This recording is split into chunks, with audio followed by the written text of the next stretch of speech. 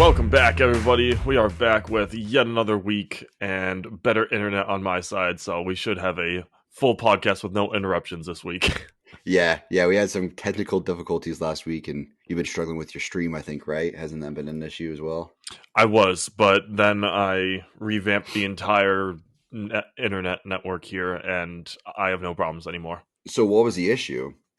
Well, just moving to this place, like it wasn't getting as good of speeds as I was in Fitchburg.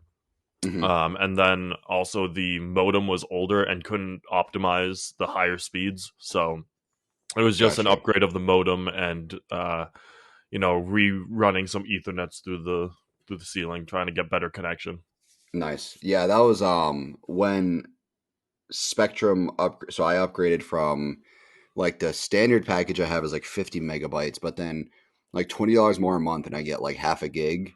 So it's Yeah, 400 that I could pay for $20, but then they upgraded for me for free up to 500, which is pretty dope. And they sent me a modem, and that was the issue with why it wasn't running as fast as before, is because of the modem specifically, not the router. I thought it was gonna be the router, yeah, but it's actually the modem. But we need a new router, because if I'm in my bathroom, like my master bathroom, maybe like 100 feet away or something, and through a few walls, then it's the internet gets slow. So I got to figure that issue out. But yeah, the modem can be an issue. yeah. Um, We'll just get like a mesh system where you can have mhm. multiple routers. Yeah, being in an apartment, it's I haven't really found the need for a mesh system yet. I plan on it eventually, especially for a house. If we're hoping to get a house or being in a house when we're done this lease, February next year. So by then, I'd like a mesh system. But for here, it's like my mesh system would just be one other unit on the other side of the Yeah, apartment. So I might yeah. just get like an extender or something like that just to push it to our master. And here Um, you are thinking you were listening to a fitness podcast. We're actually tech pros. yeah, we're talking about the Welcome, internet. welcome to Tech It. We got an English teacher and a cybersecurity nerd over here.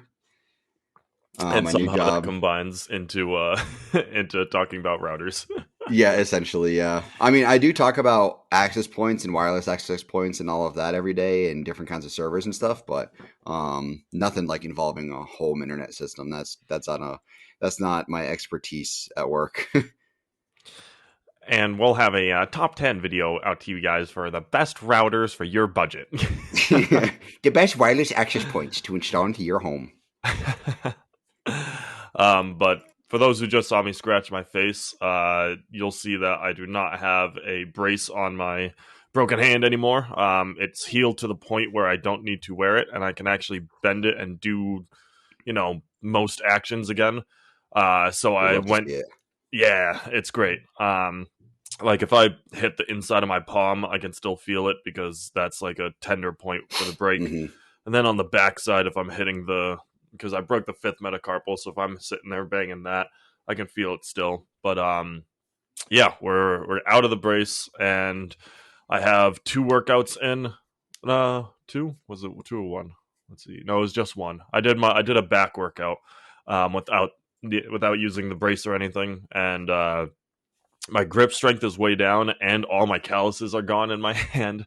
So it's literally like my right hand is calloused out and tough because it's what I've been using, and then my left hand is just this baby hand. Hmm. So um I'm right now focusing mostly on machine work and different cable things, just because I don't want to push it with free weights yet, in terms of messing with the grip, because with a machine, if my grip slips, the machine just resets. But if I slip my grip with like a bar on top of me, if I'm benching, then I'm dead. Hmm. Like depending on the weight that I have. So I'm taking some time. I told my coach within a week or two I'll probably switch to free weights just to give it a little bit more time to heal up. Hmm. Um, but yeah, right now that bat workout went pretty well. I'm able to hold the same. So like I was doing seated rows, and I was able to pull the attachment that I had without having to like overcompensate on my right side or something like that. Hmm. And things are looking like we're back in business, but it's, again, only time will tell. And I will certainly say my recovery is going to be a lot less intensive than it would have been if I wasn't working out throughout this whole period. And that's what some people at my gym were talking to me about. Like, hey, the reason, or the fact that you're in here and doing some kind of work, even if it's just unilateral work, is still providing some kind of relief for your body. And like I've talked about how unilateral work interacts with like your neural pathways and keeps the other side open. And that's why I was focusing on muscle retention, not muscle growth. And now I can kind of shift back into that true like hypertrophy mindset of trying to build it up. But I will say that doing a month and a half of just one-armed movements or just one-sided movements, that kind of increased my mind-muscle connection, if that makes any sense at all, because like the big one that got me is I do cable handle rows, but it's when you go on your knees behind the seating attachment and you pull, like it's a long row that way basically, but it's single armed, and I do that, and I can just like, I'm able to really get inside of the, I can put my mind in the muscle, mind in the muscle, to quote Arnold. Yeah. And my back was always one I struggled with doing that, so for back I really am starting to get a way better connection. And then when I did that same movement with just the left side, because I kept that long row movement in my workout because I'm still, adding what I can back in. So I did the right side and then I did the left side, and I was able to really connect with it. And it was the best movement I did that workout. Mm-hmm. So baby steps, getting back into it, but probably another month or two before I'm back to a true 100%, just because getting my left side of my body back engaged with what my right side was doing. The weight difference shouldn't be too far off, but there is going to be some kind of a discrepancy. So just evening that out over the next month or so while my hand completely heals up, because it's healed, or healing. I can make a fist, which I couldn't do, 4 days ago when I got out of the brace. So we're getting there, but I do still notice parts of it that don't operate the way they should, or the way it should. Like when you make a fist, your knuckle will like pop up and roll over to allow your finger to duck into the nook of your palm. And my pinky knuckle just sits there. It doesn't flip over. So I can make a fist, but it's like it's like as if I'm holding something in my hand, which I'm not. Yeah. I mean, it'll so from my own experience, it's not obviously the same thing, but which about my joint split from my hand from my bike accident. And, I had this splint for a couple weeks. There's not really much we could have done to heal it, but, for me, it was just time. That's all it took, was just time. And, placing the weight differently on my hand kind of took some adjusting, but I'm still used to it now. That it's almost like I can't, like, let's say for like chest, right? The only way I could press for chest now is like suicide grip. Like that's really the only way I could focus on my chest now, because I got so used to it. I had to adapt to a suicide grip, otherwise it would put all the weight on that ball on my hand. So it's going to take time, and the pain. Are you experiencing any pain right now while you lift with that hand? Like, is it kind of like a soreness?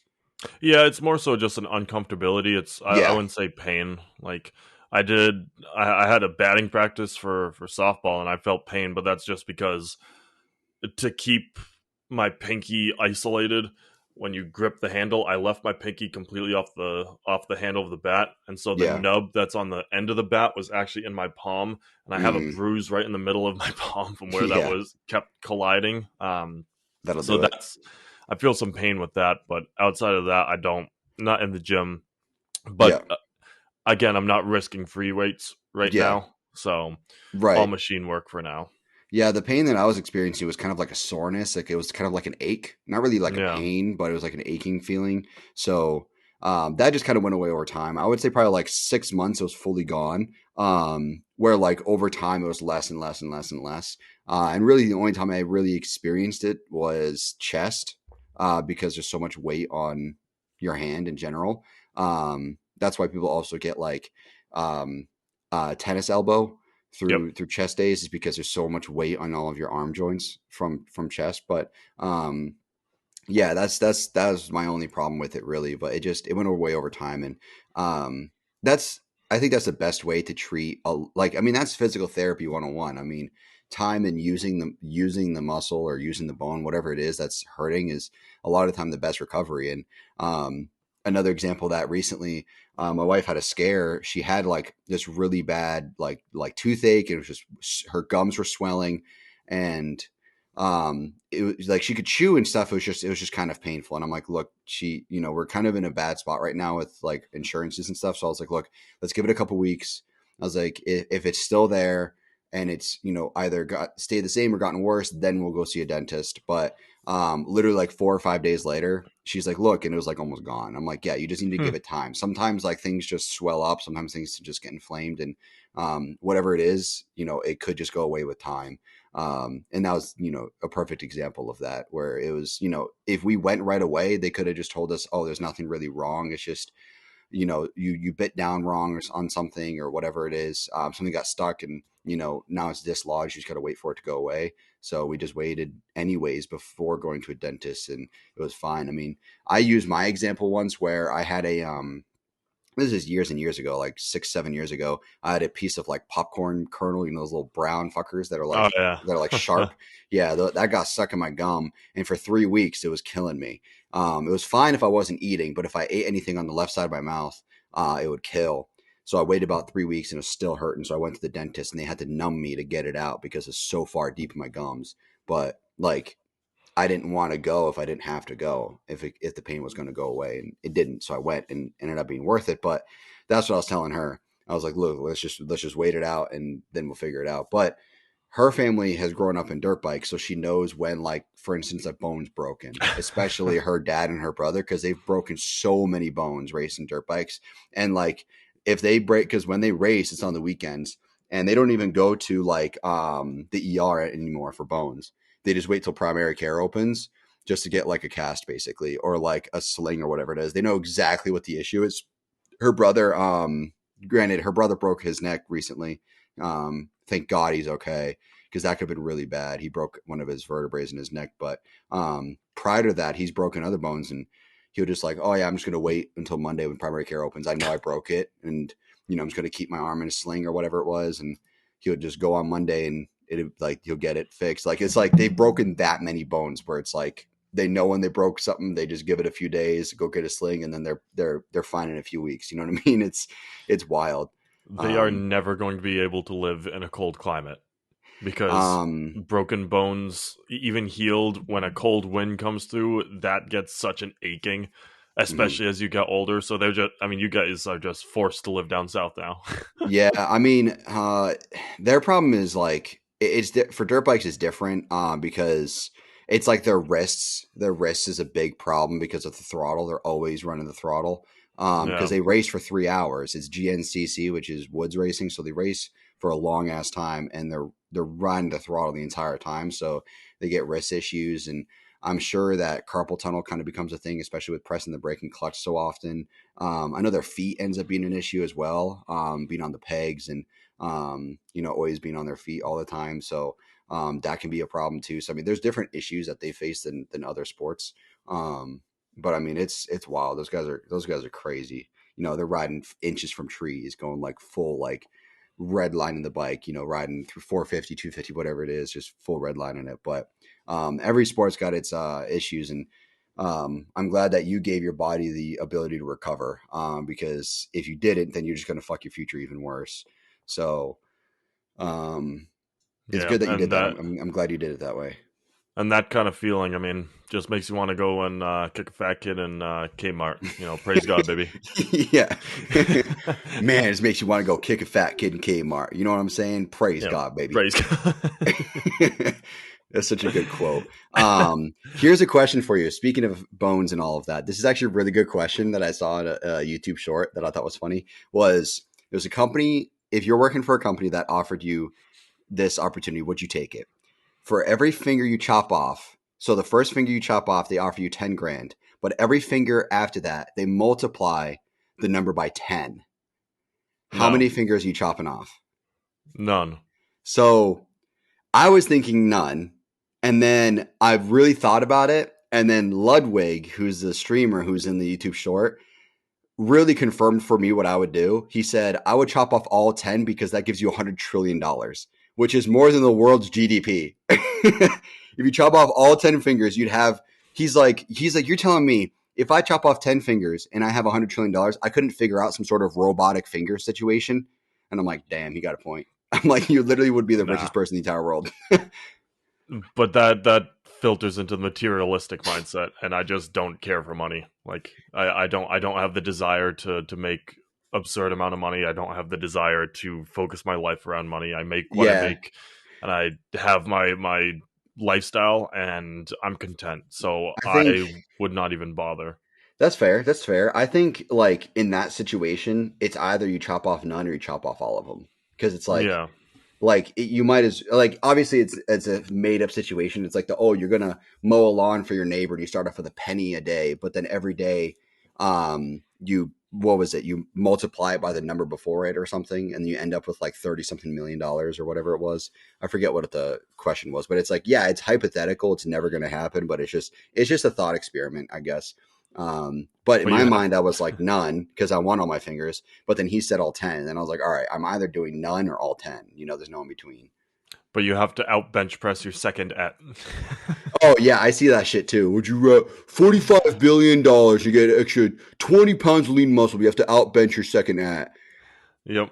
Yeah, I see that shit. And then I sent you the one where it was like, player versus player, your physique versus your second at. My second at was Chris Yeah, Bumstead. I'm like, which are you makes fucking serious? no sense. That means you're sending him memes or trying to Send hit him his shit. DMs. Like it just randomly pops up these like accounts. Like my fifth one was like some like one of the athletes on Unchained Athletes. I'm like, I'm not even. I was like, I don't even know you. I looked at your profile for a second. I'm like, why are you my fifth at? Like it doesn't make any sense. But I think it's just whatever accounts I interact the most with. Because like number one at on my fitness profile is Gym Fail Nation. So Yeah.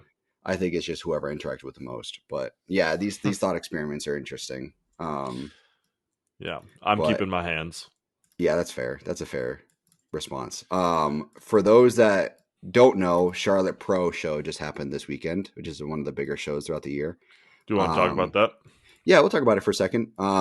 It's not like basically the biggest pro show each year is the New York Pro, arguably. Charlotte Pro is getting up there.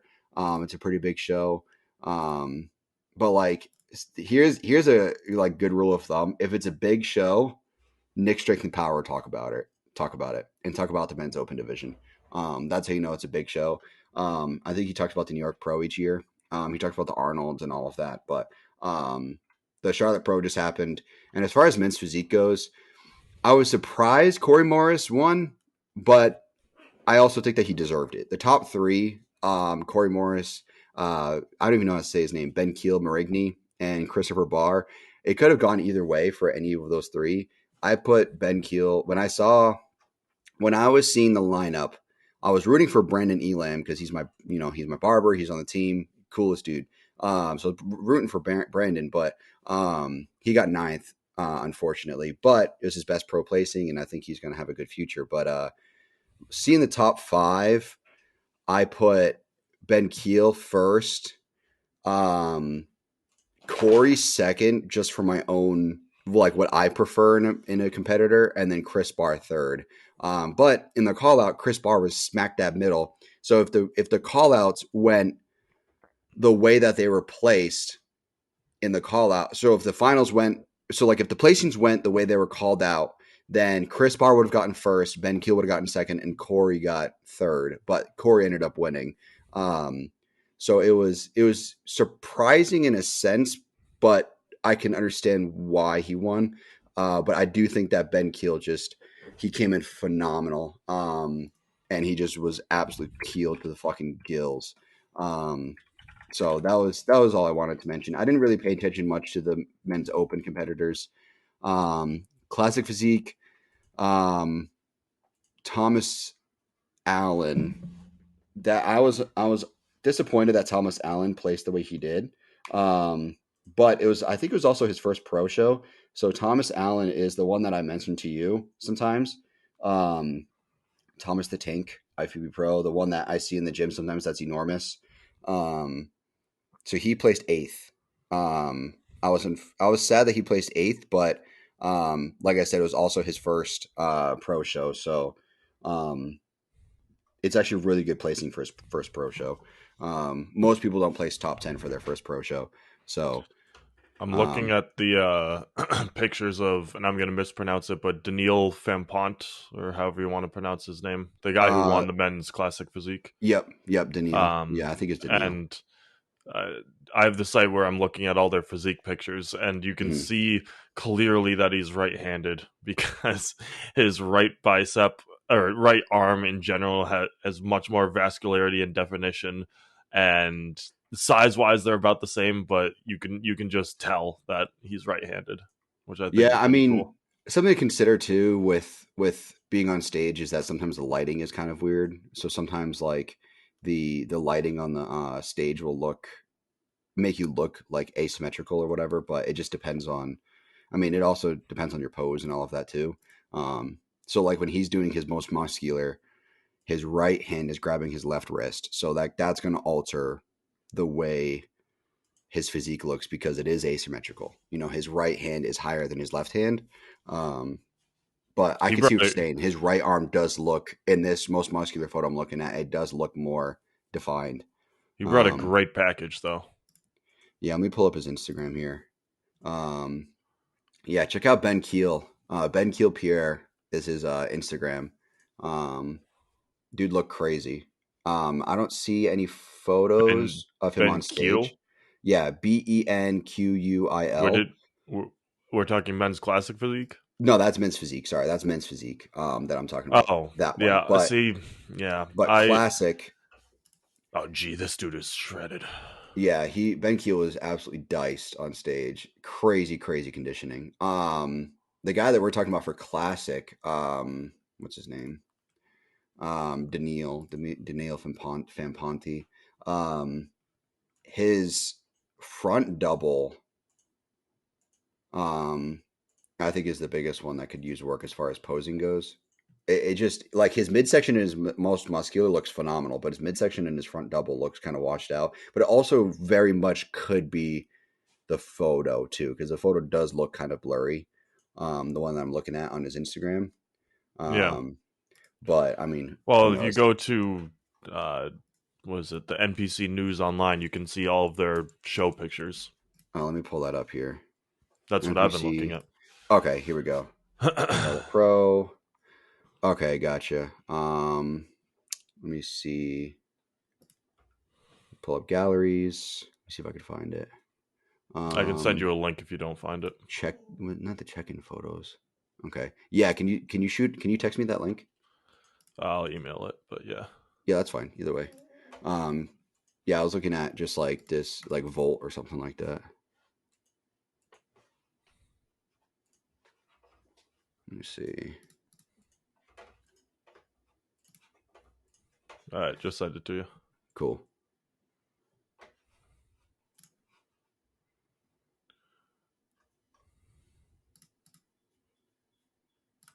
Was there even a men's open here? No, there was not. Yeah, I was gonna say I don't even see it. Okay, so you just clicked on the names.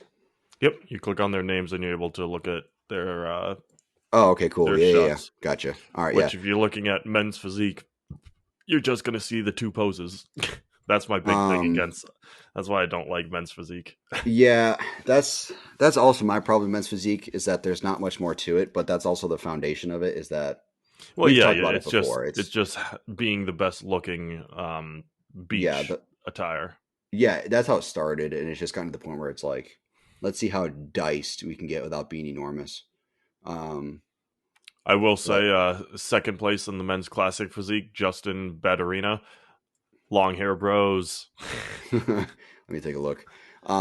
He's got Yeah, some quads. I think I would have. So yeah, Justin Batterina. Yeah, there we go. Although Yeah, you can tell he's a super white dude because his body is tanned out and then his face is just yeah, white as fuck. Yeah, he's got a good physique for classic. He's got the classic look. Let me see. Where's his front double? I don't even see a front double. It doesn't even look like he did a front double. Um, well, it might just not yeah, they didn't take any this photos of it. yeah, that's more so what I mean. Yeah. But yeah, that's. I think I would have liked Corey Morris's physique more if he just if his for me his front pose is just not as good as I think it could be. Um, as far as Christopher Barr, he was at the seminar with Steve Weinberger, and Steve was like saying that Chris is almost his arms make him almost too big for men's physique. Um, so he said that's probably going to dock him some points Let because me let me it's take a look. yeah, his arms are kind of pulling away from his overall physique, and his arms in person will look way bigger than they do in photos. I mean, you can Um, see that there's some. He's got some absolute size and girth on these bad boys. yeah, he's got some pretty big arms. Especially I his left arm when he's doing his front pose, like it really kind of takes away from the rest of his physique. Um, I know you can't control it really. It's just like genetically how it is, but I hate how displaced his abs are. How it's not yeah, the lineup, you know what I mean? Like yeah, that's when I was looking mhm, at you know, Ben Keel, like his I mean, great Ben Keel's abs are next level, but um his are, perfectly symmetrical and down the line, and mhm. Christopher Barr's, I just it irks me how that left middle one is just popped off to the side. Yeah, that's yeah, like you said, it's entirely like Yeah, genetics. you Like can't you there's can't nothing. control, Yeah. and unless you Um, go and like get actual work done on them, you can't really do anything about it. yeah, it's like I know Derek More Plates More Dates had like really bad abs. And supposedly he did something to fix them. I don't know how. I didn't really watch the entire video, but I know a few guys at the top of my head that like if they were to compete pro, they won't really do that well just because their abs are just so fucked. And it's just genetics. Like they have abs and they're protruding and all of that, but it's just like it's just so fucked um, that there's nothing that they can do about it. But yeah, it's he did he place yeah he placed first at the Wasatch Pro I think as well.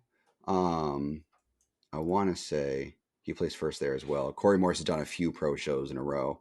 Yeah, he beat Ben Keel at the Wasatch Pro. Um, Ben Keel came in way better. Well, not way better. I think he came in better this show than he did at the Wasatch.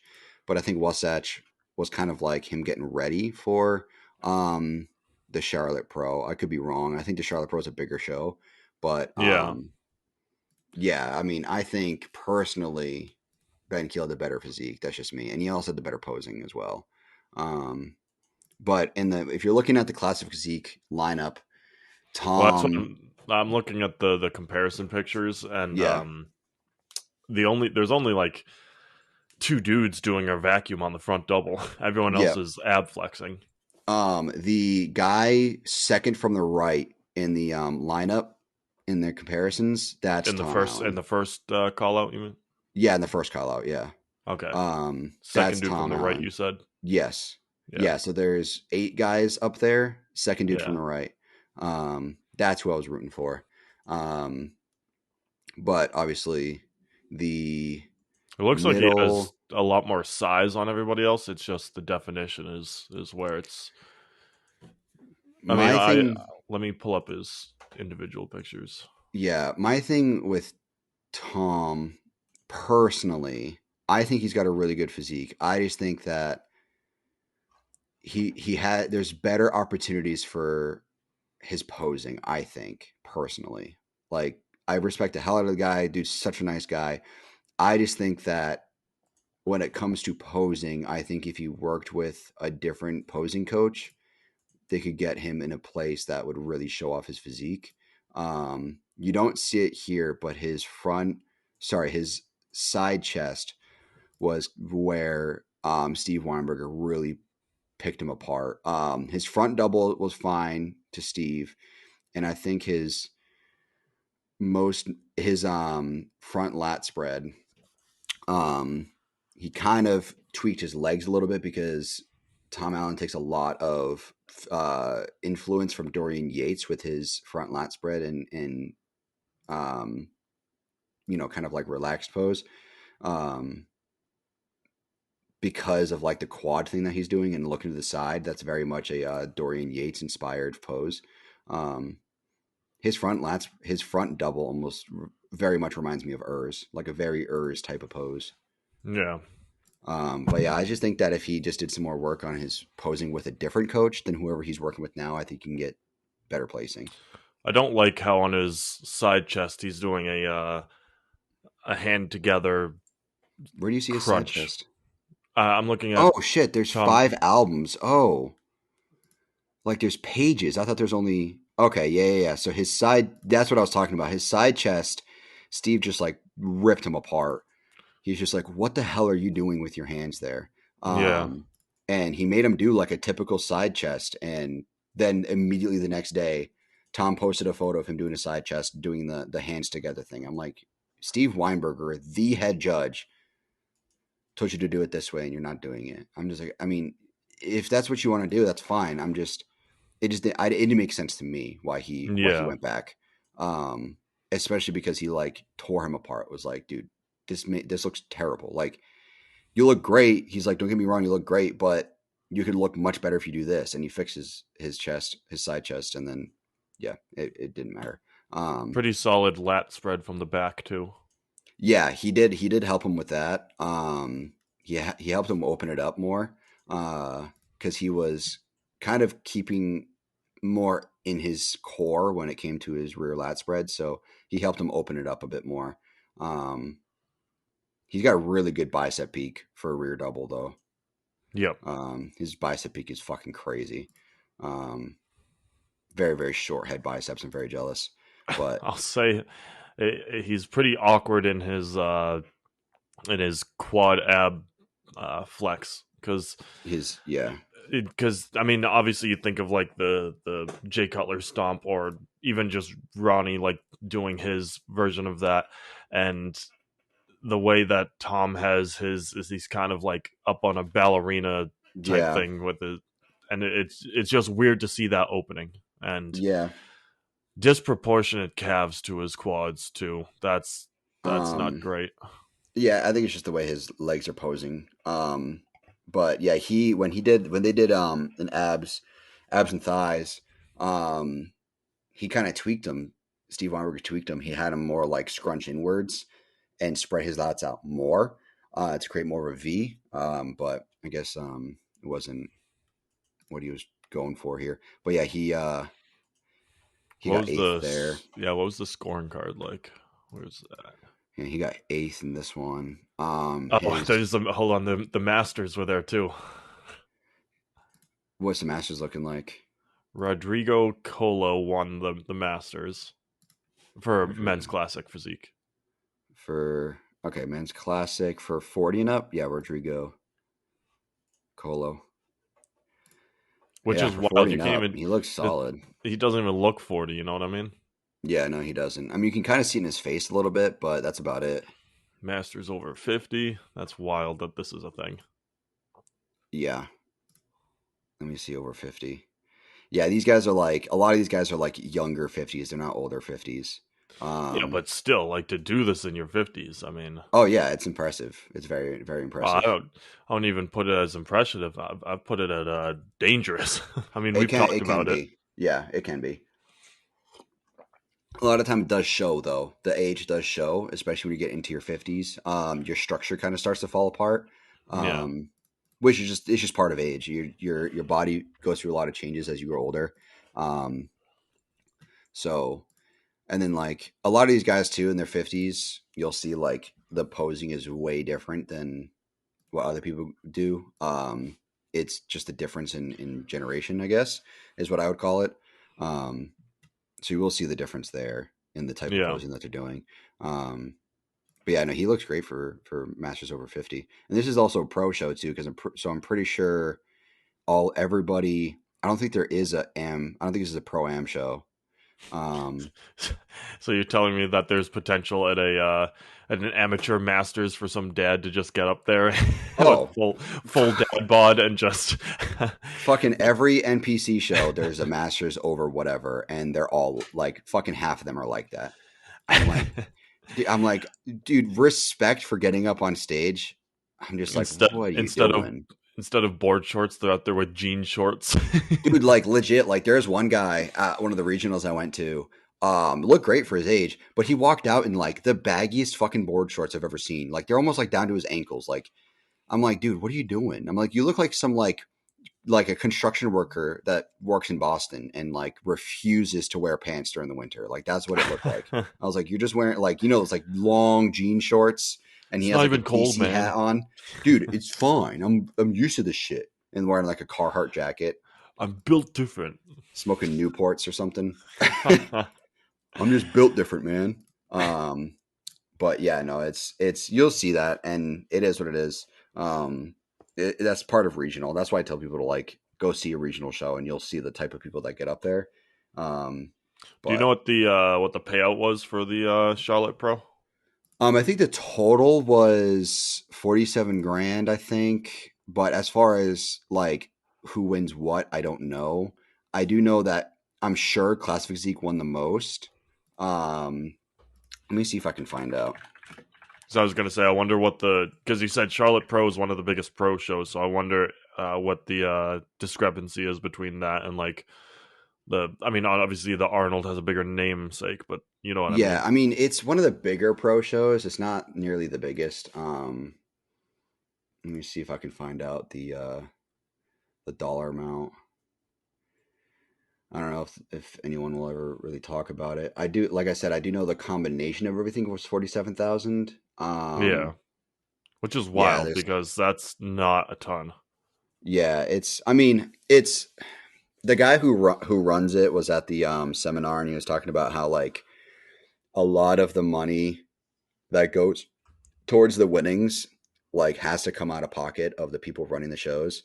Um, and then they have to obviously whatever they make from the show, they end up like they get afterwards. You know what I mean? So it's like Yeah, they pay out the winners and all of that prior to really getting paid out from the show itself, and all the sponsors and stuff like that. So that's part of the problem, and that's part of why they didn't have men's open was because that there's like for a show like this, there's not many men's open competitors that would go to something like this, because it's not a bigger show. So a lot of guys won't in the men's open category won't put their body through it just to go to this show and not really win too much money.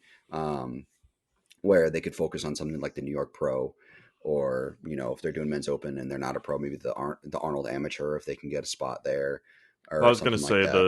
the probably the big part or the big winning from this is like your pro points that you get like stacking towards like the O Yes, or an Arnold or something like that. yes. That's a lot of the reason these guys compete in these shows. Like that's why like Corey did the past like 2 or 3 pro shows is because I think he's trying to get his spot at the O. Yeah, To compete. So that's a lot of the reason why these people compete. It's not about the money for these, it's to getting to the O. Um, and then that's so like if I don't know if Corey got his spot for the O yet.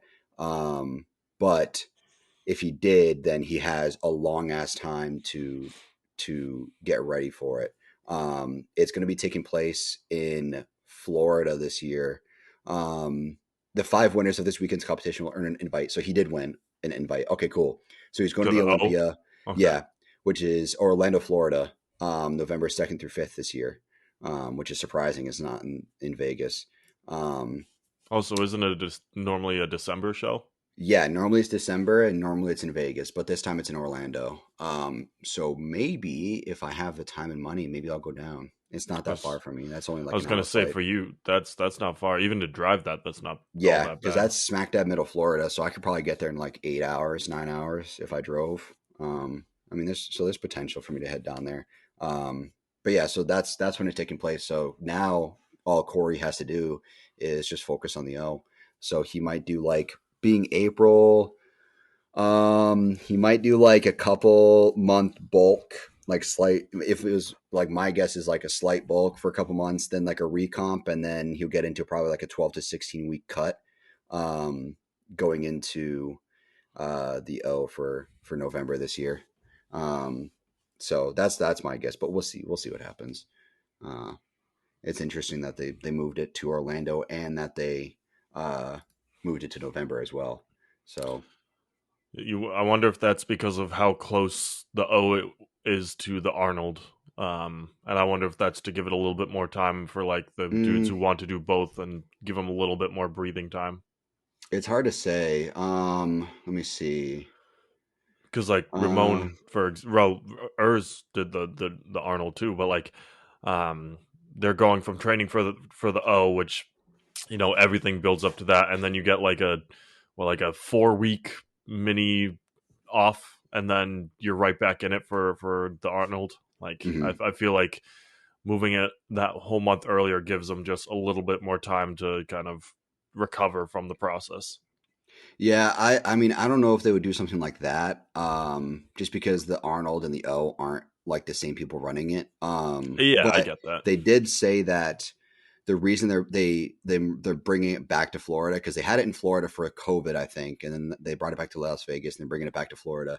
The reason they're doing it in Florida again is because they're able to capture different sponsors in different parts of the country. So they hop back and forth to give sponsors, more of an opportunity. So like Redcon One might be like a bigger sponsor to go after in Florida, or like for them to sponsor the Olympia would be a better opportunity in Florida because they're based out of Florida and they got their big gym in Fort Lauderdale and they got their gym in Nashville and all of that. So they have a better opportunity there than they would in Las Vegas, where like even shipping stuff, you're going most of the way across the country to ship shit for like supplements and whatnot. So um, yeah, it's interesting, and I think also too the less that they spend on the show itself, the more they can give out in winnings, and soon enough, Arnold's show is going to probably start taking over, especially for the divisions that aren't the Open because of the winnings. More and more winnings, you're going to have more and more athletes focusing on that show in particular. Yeah. Uh, it just makes more sense. But the Olympia will always, for a very long time, it would take a long time for anybody to see the Olympia as not the biggest show each year. It's been the biggest show since the '60s. Um, so, Well, I but that's what mean, Dan Solomon said about it's why they moved to it's Orlando. it's like how they had what was it before the Olympia? It was the Universe, Mr. Universe. Yeah, that yeah, one. yeah. Universe was dethroned by the Olympia pretty quickly because the Olympia was run by Joe Weider, and at the time, Joe Weider's magazines were how bodybuilders got out there. So him running it, he was able to advertise in the magazines and all of that, and it quickly became the biggest show of the year each year. And I mean that's why so many guys moved out to Venice, California, is because that's where Joe Weider was. I mean, I think Jay Cutler talks about it how he moved out to California when he was like 19 and lived in a house with like six other guys who were all bodybuilders and shit, like literally on the beach. I'm like, dude, imagine the money that fucking place costs now is ridiculous. Um, but he's Well, able to afford it, I guess, back then. that's such a thing. Like the cost of living, obviously, and just the cost of everything has gone up. And like, if you want to fully dedicate yourself to the bodybuilding grind, you have to have like either a high paying job or daddy's Hmm. money. You know what I mean? Yeah. It's no longer like Arnold was a poor ass dude growing up Hmm. and was able to get into it and become one of the greatest. But I There's don't no money in it that's either back well, then. and so that's the thing. Like Yeah. you have to be able to support yourself now because everything is just so much more expensive. So unless you have a really good footing in it, you can't dedicate the time and energy that you could before. Yeah. I mean, they call it a rich people sport. Like it's a rich person sport to compete in bodybuilding, and it is very expensive. Um, it really just comes down to the food. That's my biggest thing. It's just the food that it comes down to. Not quite really anything else. Everything else is not as expensive as people think it is, especially anabolics. It's really, I mean, it can be very, very expensive depending on what you're running. like especially the men's open competitors, they're running so much shit. It's so expensive.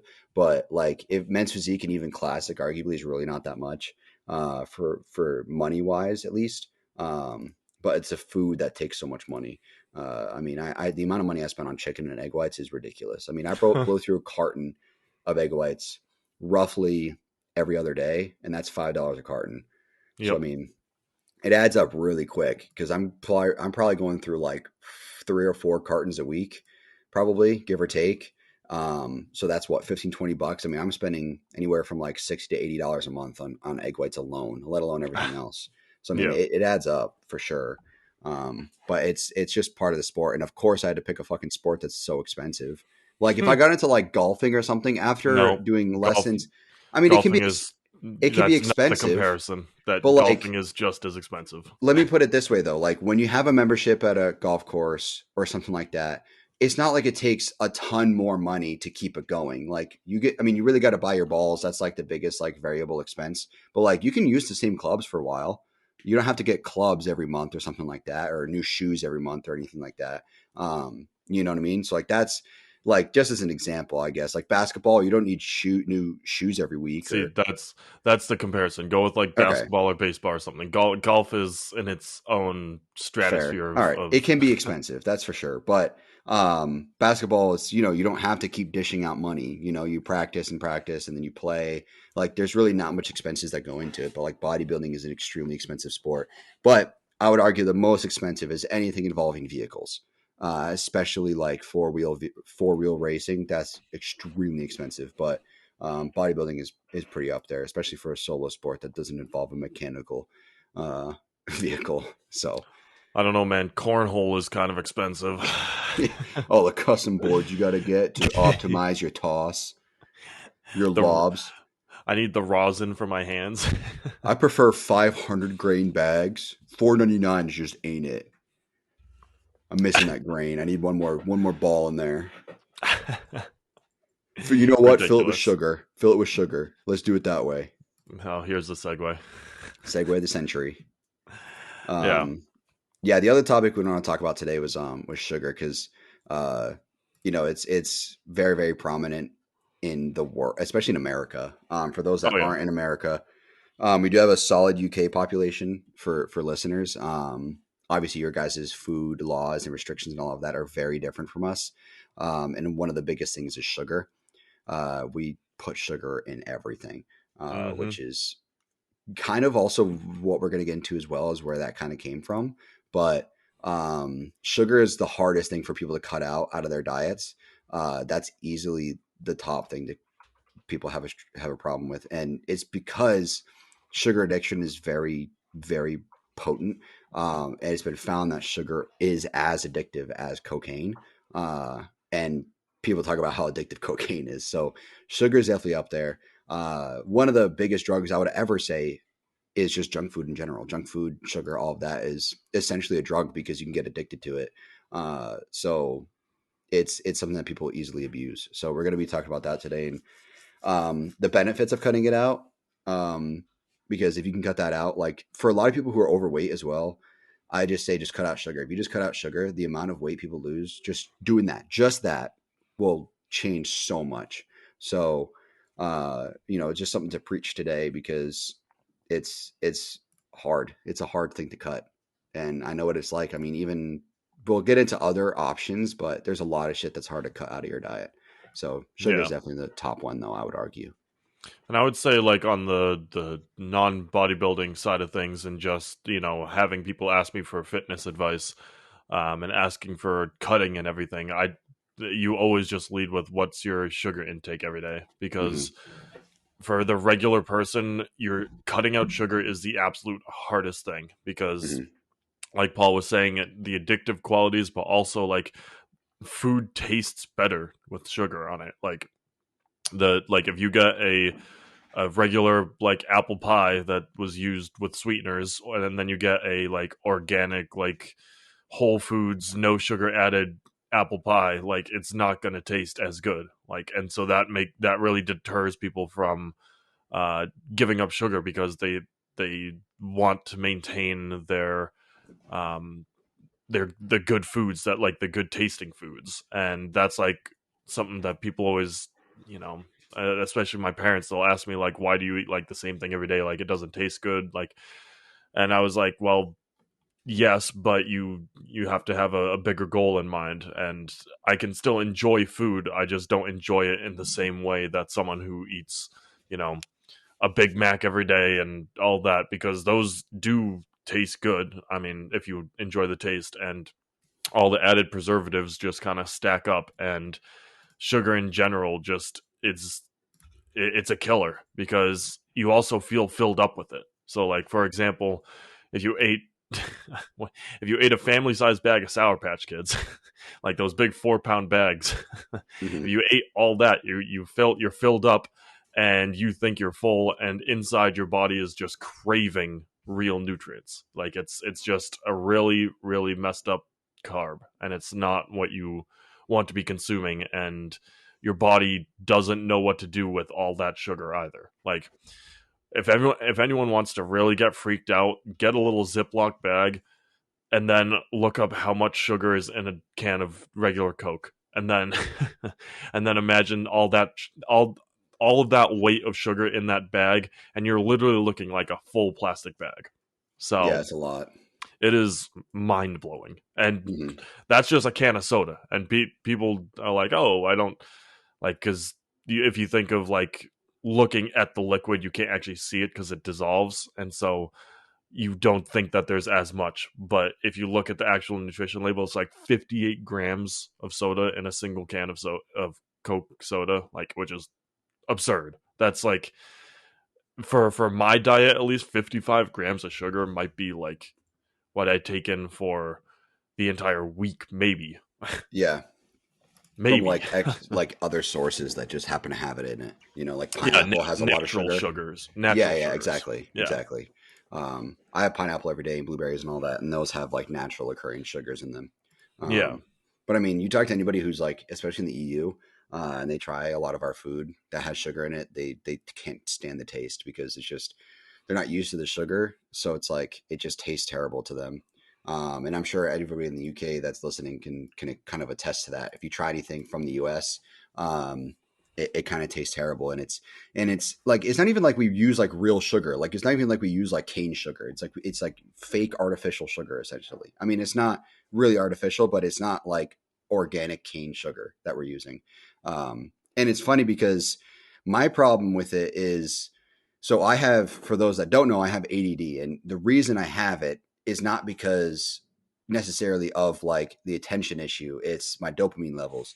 I have essentially no baseline dopamine. So for me, sugar is an issue not because of the taste, because I can just put equal in shit, like equal sweetener. I'll put equal in my coffee and it tastes amazing. It's the dopamine hit that I get from it, from the sugar that's hard.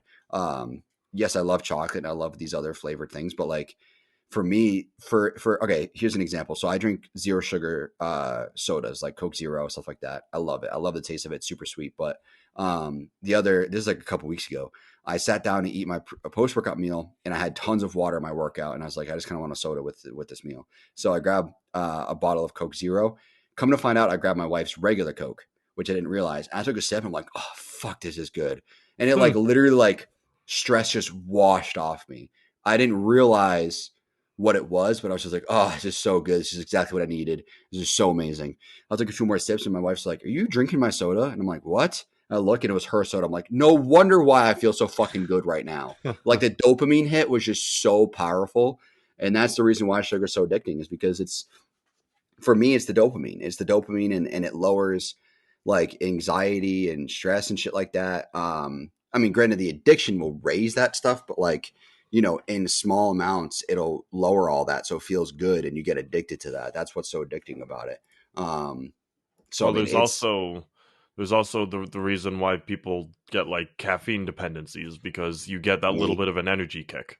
Yeah, Because that's, yeah. sugar, it's not to the extent that, you know, caffeine or like nicotine will produce for your body, but like a little bit of a sugar rush will keep you focused for, you know, X amount of time. And if you start balancing that, like your body naturally produces the insulin when you, excuse me, when you take in that sugar. And so as you continue to do that, your body is producing higher and higher levels of insulin, and that's when you have those big crashes, and eventually that leads to, you know, your body not being able to produce as much insulin as it needs to, and then you start leading to why you have diabetes and your blood sugar levels start to drop, and you need to actually intake sugar then, because you have to force your body to produce more insulin. So if you continue to eat more and more sugar, like, there's a reason why doctors warn, or even the FDA warns, to keep your sugar levels under a certain gram total for any given day or week, because a continuous buildup leads to these very, very life altering, you know, medical conditions later on in life. And it might not even be later on in life. Like, I know a couple of people literally my age that have, you know, diabetes, not genetic diabetes, like diabetes that have been developed from intaking so much sugar, because it's in everything here in the States. Mm-hmm. Yeah, and it's not necessarily, like we said, it's not the naturally occurring sugars that's the issue. It's Yeah. the added sugars that ends up being the problem. And so, like, here's my thing too: is that when we're talking about stuff that has added sugars, almost arguably almost always, you talk to somebody who's on the, you know, more healthier side like us, we would almost all of us argue that the zero sugar alternative actually tastes better too. So, like, the reason I bring this up is because Monster Energy came out with their zero sugar like green Monster, and it tastes and feels the exact same way the regular Monster does, and there's no sugar. I'm like it even has that almost like corn syrupy like thickness to it. You know what I mean? But there's no sugar. I'm like, what the fuck is the point of the sugar then? If we are able to get this to taste the exact same, like, I genuinely cannot tell you the difference. Maybe if I did like a to B comparison, I might be able to tell somewhat of a difference. But like, when I try the zero sugar Monster, from what I can remember, I'm like, this tastes exact same. Like, this is exactly, because I've been saying it for the longest time. I'm like, I love Monster and I love a lot of their flavors, but their original is just something different about the original. And I'm like, I just want a 0-calorie original. And they came with a zero sugar. And I swear to God, I could have come in my pants. Like, I was like, I saw it on a sign. I was like, there's no way. So I went into the store when I saw the sign, fucking bought it and tried it. And I was so happy. But it's like, there's no real reason for us to put sugar into shit when there's no need to. And that kind of leads back to why sugar became so prominent in the American diet. So this is something that, you know, I felt that we should talk about today. And, you know, we're on the same page with this, is that back in the 1960s, there's a foundation called the Sugar Research Foundation. Back in my day. Yeah, back in my day. So there's a published article in the JAMA Internal Medicine magazine that was run by the Sugar Research Foundation. And what they said was they wanted to refute the concerns about sugar's possible role in heart diseases. And the SRF, which is the Sugar Research Foundation, then sponsored research by Harvard scientists that did prove that there's less of a role in heart disease than they thought it did, that sugar had, which was then published in the New England Journal of Medicine in 1967. But like, it had no disclosure of the sugar industry funding it at all. Like, they're like, okay, this is just the Harvard scientists. This is what they found. The Sugar Research Foundation worked with them to figure it out, and this is what they found. But there's actually been evidence that the sugar industry and companies that have very prominent sugared products help fund this research, because it helped push people to their door. It helped push people to buy their product, and because of that, the SRF in the 60s and also kind of the 50s found that they could actually persuade people towards a lower fat diet, but also increasing more sugar, because they're saying that fat was the problem that people were having for heart disease, not sugar. But that's obviously not the case. So that's kind of where a lot of the sugar comes from today, is because it's built up over time from the 60s, and people thinking that fat was the issue, when really fat isn't the issue. It's sugar that's the issue. You can have a very healthy diet with high fats. But the problem obviously with fats is that calories is very dense in fats. And so there is some truth that like fat in diets can be harmful, because excess fats can really build up your calories very fast. Especially when it comes to like fried shit. Fried shit just boosts your calories super fast. But sugar has a real actual problem because fats aren't inherently, from my understanding, they're not inherently addictive. Like I'm not like sometimes I want peanut butter or something peanut butter flavored, but I'm not like craving peanut butter or like having withdrawals from peanut butter. You know what I mean? So where with sugar you can actually have like withdrawals from it.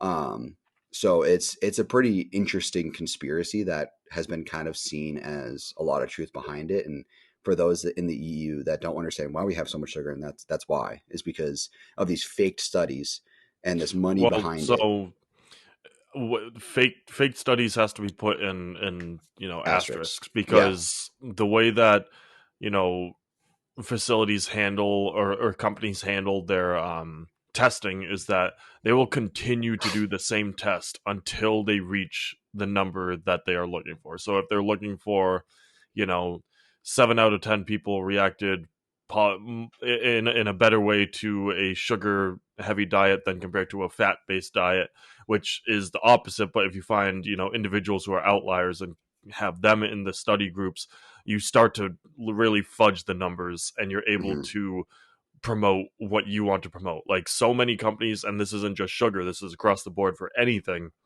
If you see a study, you want to find a study that was not conducted by the company. You want to find an independent like journalism group or something like that that completed the same study, because they'll give you their first 10. So if like you'll see n equals 10, like based on the amount of studies that were taken, and this is the baseline average across the board. Like you want to find independent companies that do that. You never ever really want to believe what the company selling you the product is telling you.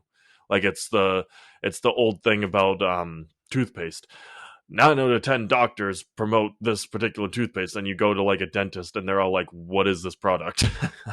Like you want to find independent companies that do this testing compared to what's on an actual can or nutrition label.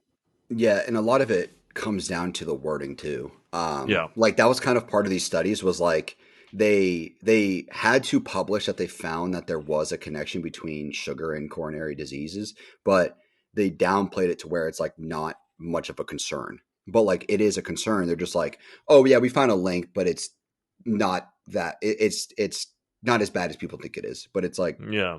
so like that's kind of how it worked. It wasn't like they couldn't just necessarily, especially in the 60s, there were a lot of these like the government was really starting to crack down on advertising and marketing and all of that, especially when it came to like bogus studies and whatnot. So they couldn't really say that there wasn't a link, but they just downplayed it a lot. And that's kind of like the toothpaste thing. It's like they could ask 10 dentists, and as long as, or like they could ask dentists and they could be like, oh, we asked 20 dentists and these 9 said that they recommend it. So like if we just look at this group of 10, then 9 out of 10 of them, recommend it. It's just how they word it. And these studies too, like a lot of studies, if you've taken any classes on statistics, you'll know that like a lot of studies are kind of bullshit because they'll have a very small sample size and you can't really base anything off of a very small sample size. You have to have a very large random sample size and like doing like a double blind experiment where nobody knows what the hell is happening and only the people who like really design the sample or design the experiment will really know what's going on.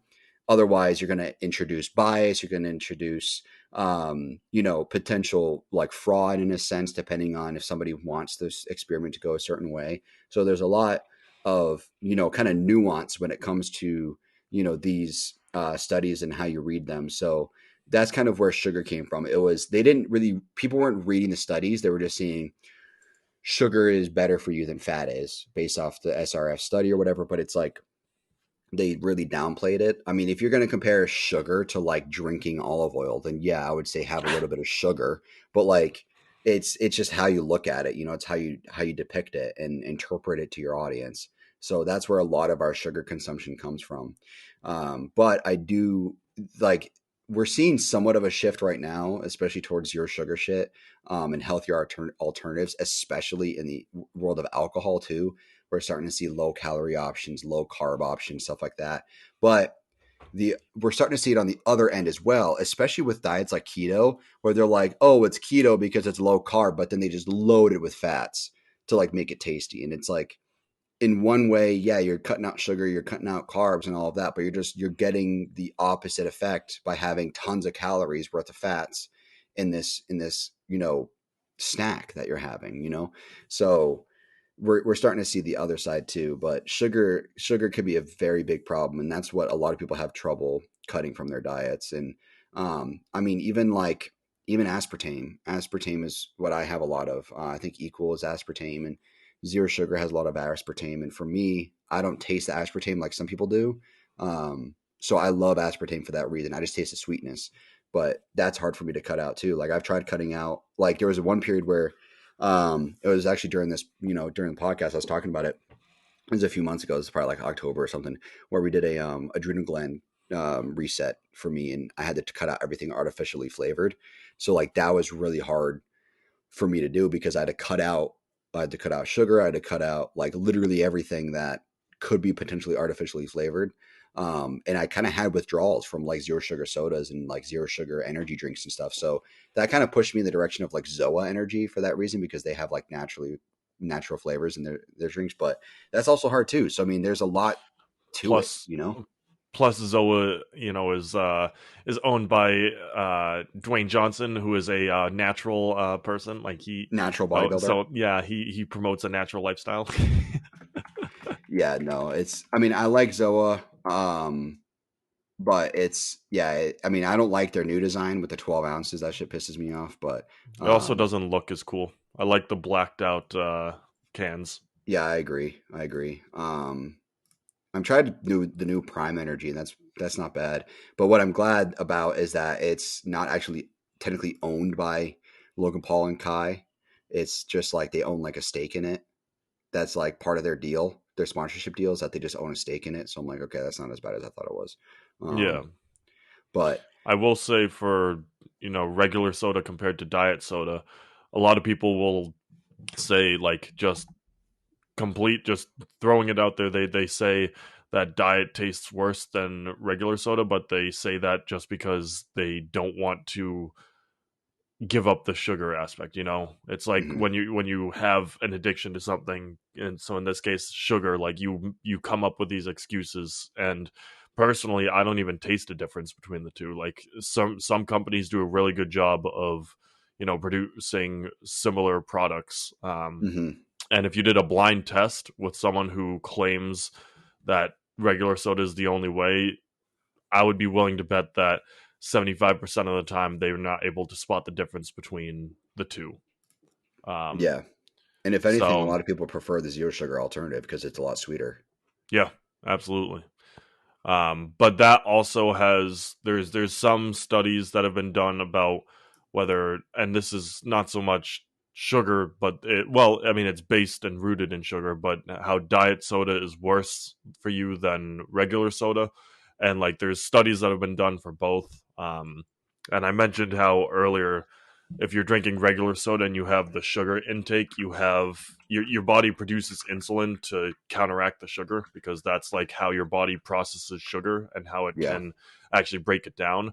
And so when you drink diet soda, your body produces the insulin anyways, because if you've had regular soda, it thinks that it's going to be getting, a sugar intake, and so your body produces that insulin to kind of counteract it, and then there's nothing to counteract, so then you just have a higher level of insulin in your body, and that can lead to heart effects as well later down the road. It's not like once or twice, like that's not going to affect it, but the studies suggest that in the long run that also has potential negative aspects. So I mean, when I have conversations with people, I try and tell them just cut out soda in general. Doesn't even have to be the sugar option. Just try and cut out soda if possible. I understand it Yeah. tastes good, but as a whole, if you just drink water and coffee, you're fine.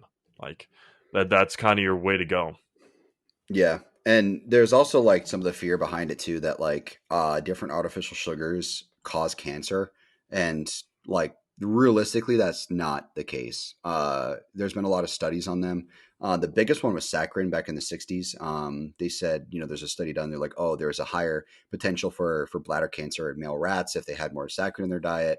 But then after some time, they reviewed, and it was banned by the U.S. government for that reason. But then after some time, some independent researchers like reviewed the experiment, and they're like, there's really no way to actually prove this. They're like, Yeah. it's granted, it's still banned from the U.S. government, but it's like there's really no actual evidence. And most artificial sugars, there's so much that goes into what causes cancer. It's hard to say whether or not an artificial sugar really did actually cause cancer for someone, because there's so many outside variables Yeah. that can play a role. So there's that there. Like, I remember when I was a kid, like my dad was saying, oh, don't, like, we're at Friendly's or something. And he's like, don't have the sweet and low because it can cause cancer or something. And I didn't, at the time, I didn't really question it, but like now I'm like, there really isn't actually any evidence to that, and like all of it's really just aspartame. It's really, at the end of the day, it's just like a lot of those are just like aspartame. And I can understand wanting to stay away from artificial sugar, especially for like kids and stuff like that can kind of play on their energy, which, but it's not really putting in the direction that people thought it was. It's not as bad as people thought it was. And at the end of the day, most of the time, cancer is really just going to come about because of genetics. And Hmm. there's not really much you can do about it. Yeah, cigarettes have been found to cause a lot more cancer. There's abundant research and abundant evidence of that, from independent researchers and all of that. And there's other forms, like obviously radiation is a problem too. Like, there's been obvious sources of cancer, but most of the time it's really just comes down to genetics. And I so will. that's. Mhm. I'll just say that with radiation and causing it, you do have to, decide when push comes to shove. The calorie count in uranium is like 2 billion to the ounce. So you have to kind of decide what your goal is here. Yeah, we mentioned that a few weeks ago. Let me look it up. What the actual caloric intake is. So it's for 1 kilo of uranium, it's 20 million calories. Yeah, I mean, so you have to decide like what you would like in life. Yeah, it's like, I mean, obviously, anybody who knows anything about like the way nuclear power plants work, it's calories is just a measurement of energy. So, like, in a sense, of course, uranium has very high calories because it's just like essentially raw energy. So it makes a lot of sense. But yeah, it's just like radiation can be. I mean, you guys, if you haven't seen it, you got to get a subscription to HBO Max and watch the Chernobyl Yep. miniseries. Phenomenal miniseries, and it really puts radiation into perspective on how dangerous it can be. And now it's like one of my biggest fears is the way of dying. Like that, it looks so genuinely painful to die from radiation poisoning. Um, which is kind of funny that we fight cancer with radiation. It could be so dangerous, but like they're like, oh, let's just target radiation at this bundle of cells. Um, but yeah, I have very high cancer in my family, very high amount of cancer in my family. Multiple people in my family, especially older generations, have died from cancer. So it's a very high possibility I'll get it one day. But I'm not going to live my life in any other way to try to avoid it, because at the end of the day, like I said, it's going to come down to genetics. But one thing to mention too, though, is that there is actual links between like obesity and cancer. If you're on the obese side, you have a much higher chance of cancer, and that's been clinically proven, with all different kinds of clinical trials and all of that. So that's something to take into account. Um, if you're trying to avoid cancers, you need to live a relatively healthy lifestyle to stay underweight, and relatively healthy. So something to keep in mind. But yeah, so artificial sugar has been kind of downplayed as like dangerous, but it's really not. And it's just unfortunate that people see it that way. Well, I think what's unfortunate too is that artificial sugars have created such a stigmatism towards sugars in general. So then when I try telling someone that, like, if you eat an apple in the morning, an apple's natural sugars are equitable to the amount of sugar you could put in a cup of coffee, um, Hmm. it people have told me like, oh, well, I shouldn't eat an apple then because of the sugar content. And I'm like, I mean, no, because it's natural sugars. Naturally occurring sugars are the kind of sugars that you should regulate and have a moderate amount of within your diet, because those are the ones that your body can process. Those are the ones that your body is trained to process, like producing that insulin to break down the sugars. Like that's, your body is meant to do that. It's the artificial sugars that overload your system. That's the kind of stuff that really starts to mess with people. And I mean, there's sugar in so much more than people think. Like we make the Joe Rogan burger joke all the time, but Hmm. burgers in fast food places have sugar in it, like Hmm. artificially added sugars in it, which is wild to me. Because if you think about buying like, whatever percentage lean beef that you want and you make your own patties, at what point in making that burger patty did you add sugar onto it? Like, Yeah. to me, it is wild to think that these fast food places have sugar in literally fries. Their fries have a sugar content, I which mean, is absurd. some of the best seasonings and sauces out there are just extremely high in sugar.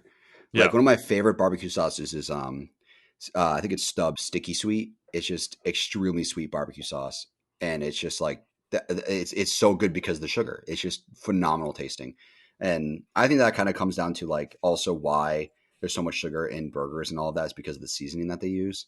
Part Mm. of it is like sugar, and a lot of seasonings, a lot of like barbecue seasonings and everything have brown sugar in them. Um, but that's why like part of my meal plan and diet is like no sugar seasonings, and they're really good. One of my favorite barbecue seasonings is Kinder's, which you can buy at Walmart, and it's zero sugar. It's phenomenal. It tastes amazing.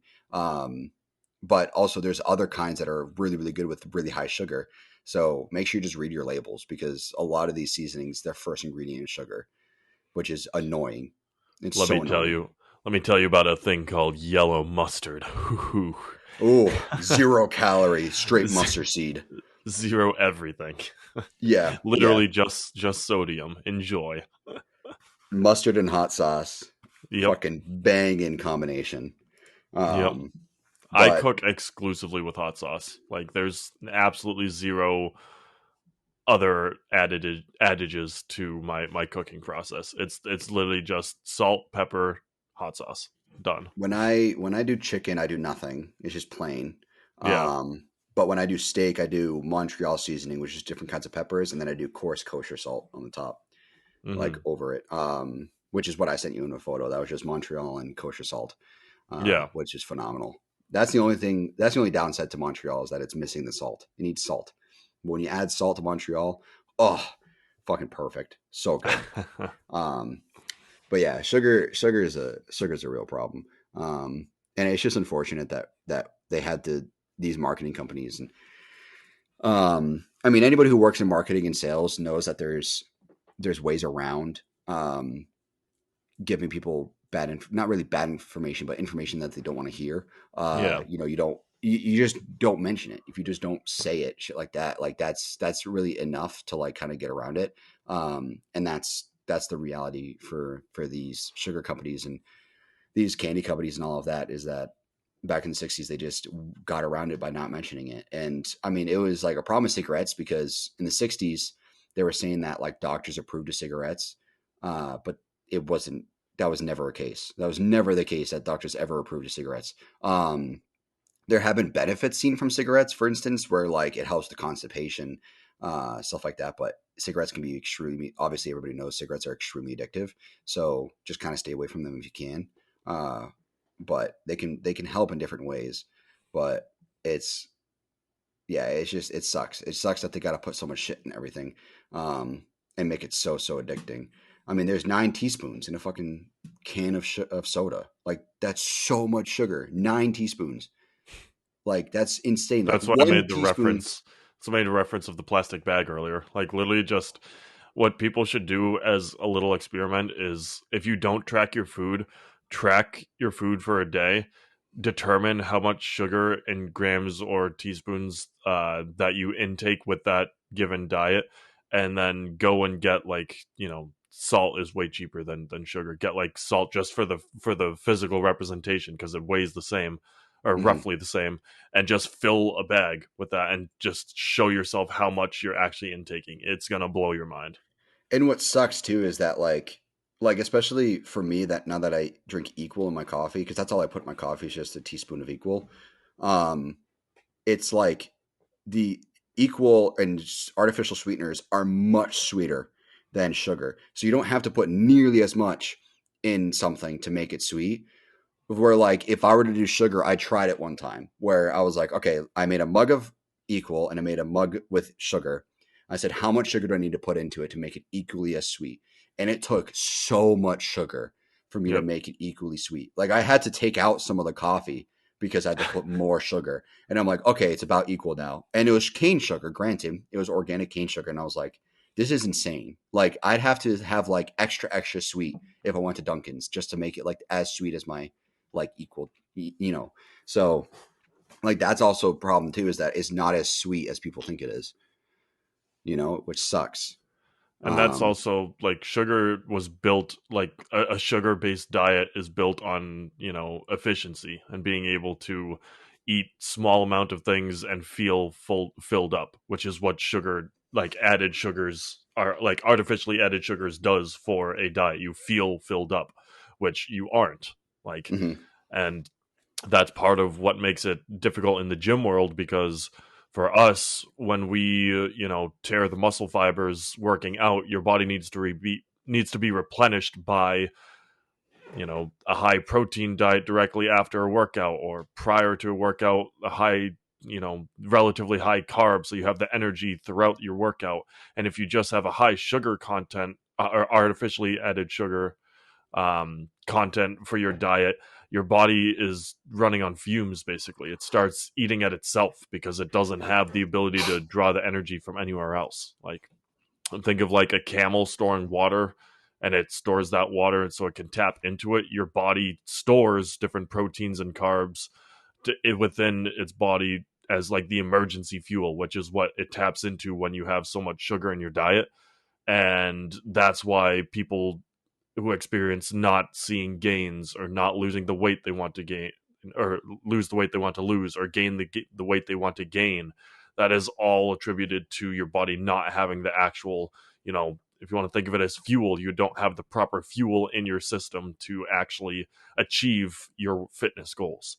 You won't even have the same, strength levels in the gym in with one diet compared to the other. Like a couple months back when Paul was going through keto, like we talked about how his energy levels sucked in the gym because mhm, it's hard to maintain, a high energy level when you're or when you're just working on, or your body's just burning fats for its energy, which is what happens when you're on keto, and vice versa with a sugar diet.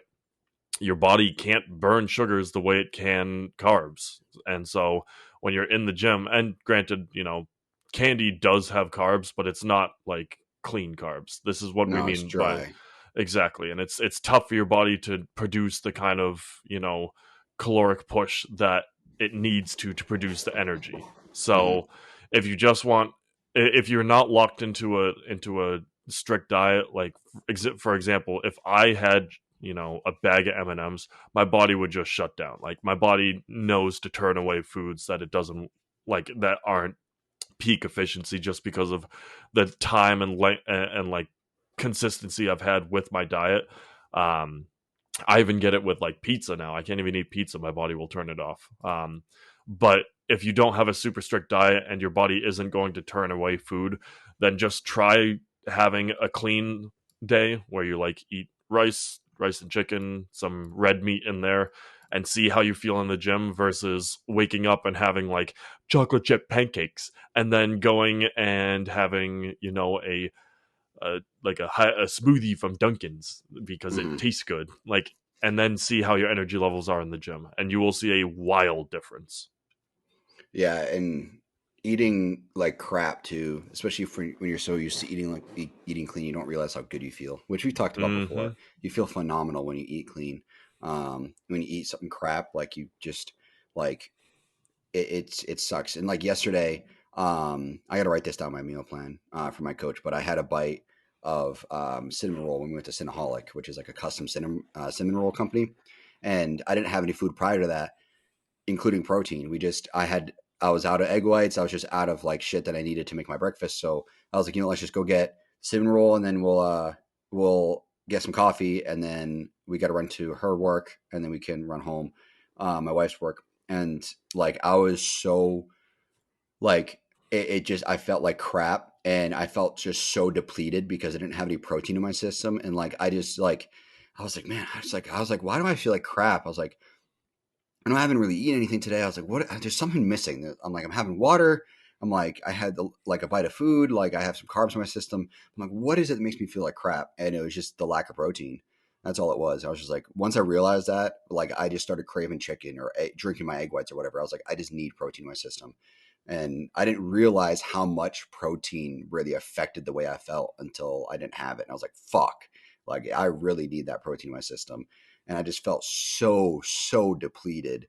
Like I had no energy. And we went to her work, and I was helping her with some of her work to get ready for this week coming up. It's a long story, but basically I was helping her, and I like a minute felt like an hour. I was like this really fucking sucks. And I it I felt so much better when I got home and I had some chicken and egg whites because I kind of combined the proteins because I was like, I need this in my system. So I had chicken with a little bit of the no sugar barbecue seasoning, and then just drink my egg combined with egg whites. And I was like, oh, much better. Passed out for a half hour, and I woke up and I just felt like a new man. I was like, this is fucking awesome. So yeah, the protein plays a huge role in the way But we feel Paul, as well. if you eat the sugar during the anabolic window, the half hour after you work out, you're okay. It doesn't actually count. It counteracts itself. That's why Planet Fitness gives you pizza and Tootsie Rolls and bagels on Fridays. Absurd. But yeah, no, it's like eating clean and then not eating clean, you'll genuinely feel a massive difference. But if you're only ever used to eating like shit, you're never gonna know what the difference really is. Uh, And your so body might not even accept eating clean foods. That's why you have to make it like a gradual, like it's like when you try and get someone on an addictive thing to, you have to wean them off it. You can't just go cold turkey most times because it's like yes, dangerous for your body. So yeah, like someone who's used to going to like Wendy's every day for their lunch break, and then you try to shift to, or you cold turkey and you go just homemade meals of some clean, you know I always fall back on rice, hmm some kind of rice based meal. Your body will probably start to really get mad at you, and you might get like stomach aches, and you might even get even worse sick because your body's not used to the sudden change that you threw at it. um we also noticed this too with like timing of meals too. Like people, oh yeah. there's a lot of people that can't have breakfast because they're so used to waiting a few hours after they wake up to eat, like just because of like work or whatever it is. I used to be that way before I started with my first coach. I would sleep into like almost like 11 o'clock noon every day because at the time I was just like a teenager, I didn't really care. So having to wake up, not really necessarily wake up early, but transition to eating after I wake up sucked. But you have to get used to it. You have to force your body to get used to eating and digesting food right after waking up. But then once you get on that plan, you can't really get off it because when I wake up, I need to have food within a half hour of waking up, or else my stomach starts growling and I fucking lose energy and I feel like shit and my mood goes down, like everything goes down. So that's one of my main priorities. I wake up, walk the dogs, give them food, and then while they're eating, I'm eating. Yep. And that's our routine every day. I walk them so that I can wake up, get some fresh air, whatever, and then I'll come back in, eat, make my coffee, and start work. But if I don't eat within a half hour, 40 minutes, or whatever it is, I genuinely feel like shit. And I just am so fucking hungry, especially when I'm low calorie, like when I was low calorie during keto or when I was doing any sort of cut, like I had to eat after I woke up because I digested all the food I ate the night prior. So even though like some of my meals in the morning, like my meal used to be like some egg whites and an egg, like just like basically eggs. And I'd still just crave the shit out of that because I'm like, I just need something in my stomach. Like that's all I need. Granted, right now I also have Ezekiel bread or oatmeal, so I just drink my egg whites. But at the time, I had to eat them because I needed a solid substance in my stomach to tide me over till my next meal. Um, and the genuine hunger you get from like clean foods is way different from like junk food, because people don't realize that they snack so much, and that's also a problem of mine too. Taking a bite here, taking a bite there, whatever. But like, I've always been a huge snacker my whole life, so getting off that and getting to just 6 meals a day is very hard. Um, and not eating for 2 to 3 hours is very hard for a lot of people, but that's also part of the process. And a lot of it, like I tell a lot of people we're talking about today, is just the first step is cutting out sugar, and then from there cutting out excess junk. And that just plays an enormous role. And that's why so many people, like, I hate this bullshit like thing where they're like, oh, I prefer fruit over candy. It's like, dude, you're still eating a shit ton of sugar. Like, yeah, it's naturally occurring, but like, you're having a gigantic bowl of fucking fruit. You're not really supposed to have that. Like, you're not really supposed to just chow down on watermelon, grapes, and blueberries and pineapple and shit 3 times a day, you know? Well, So, that's why island people who just eat the fruits that are around them, they're generally pretty skinny because it's almost like hunter gatherer type mindset, because you're just eating the fruits that are there and you're literally training your body to just feed off of what carbs are available, but mostly the natural sugars that are there. yeah. And they're generally pretty smaller people. Yeah, but also the problem with that too is that they don't have a consistent source of protein. So like one of the arguable diets out there, I don't really know necessarily what it's called, but basically you kind of live almost vegetarian, and then you have a meat like maybe 2 times a week. Whether that's steak or chicken or whatever. Because that's essentially how we used to live as Neanderthals. We would have the hunter gatherer, like fruits, berries, and vegetables and whatnot after we learned how to farm, but we couldn't consistently hunt. We couldn't consistently eat protein unless we got some big ass animal. And then that's when you started to bulk up in muscle and everything. But very seldom was animal protein like in diets. It was a Yeah. reward. It was a treat to have animal protein. So that's also something to take into account too, is that is essentially not how we're supposed to be eating. The way bodybuilders eat, the way we eat is not maintainable. Like, this is not the way we're supposed to be eating as humans. Like, this is not a good way of eating. That's why I don't say people should eat the way I eat, because it is not good. Like, the amount of chicken I used to have is like, now it's not as bad. It's almost, it's a little over a pound, but I was cooking over 2 pounds a day, like cooking, like, as an adjective, like I was eating over 2 pounds a day. And like, that's a shit ton of chicken. We're not supposed to have that much chicken. Like, the amount of fucking like actual chickens that were dying because of me is ridiculous. Like, I'd have like probably like 4, 5, maybe 6 chicken breasts a day, depending on how big the breasts were. And so like, that's not maintainable. So that's also something to take into account, is that like, bodybuilders on top of the drugs are also eating so much food. Like, we're not supposed to eat this way. Even though it's clean, it's not a good way of eating. It's not a good way of living. So just the general life of people should be like breakfast, lunch, dinner, and like a small snack in between breakfast and lunch, and then lunch and dinner. And then after dinner, like, that should be pretty much it. Until you wake up the next day. That's like really the ideal way of eating. So it's, to get there, the first step is the sugar. And like I said, that's the hard part. But sugar affects way more than just your body fat. It affects way more than just your body weight. It affects your hormones as well. Especially in women, it affects their estrogen like crazy. For guys, it affects our estrogen. It also affects our testosterone too. Same with alcohol. Alcohol plays a huge role on our hormones. So you got to be careful of stuff like that. I measure my blood glucose roughly every 3 days. So it's every Saturday, and then I do it either Tuesday or Wednesday throughout the week, or each week. I try to mix it up. I try to do like Tuesday, then Wednesday, then back to Tuesday, or like do two Tuesdays in a row. Like, but I'm almost always sticking around 96 milligrams. And you want to be like the same blood glucose level pretty consistently. But as far as like hormones goes, it can reduce your hormones, your testosterone. I mean, it can reduce your testosterone in men. If you take in a lot of sugar, it can genuinely reduce it, and then also increase your estrogen as well. So it kind of hurts your progress in the gym. If you're taking in a lot of sugar, you can utilize sugar for the gym. Power lifters eat like gummy candies and stuff that digest extremely fast. So they have the energy, but that's a different story than just eating sugar while you're chilling at home. Yeah, So that's a very tiered support. Like it's yeah. utilized for a very specific reason. It's not like they're eating it because either they want to or because they want like the taste bonus. They're doing it for a very specific reason to push through Mhm. this set or something like that. And even then there's better options too. Like there's intra workout powders that are specifically designed for that, and they use dextrose, which isn't even a sugar. It's a fast digesting carb that's not a sugar. So there's better alternatives to just eating like gummy candies or something like that. You can even drink like Body Armor.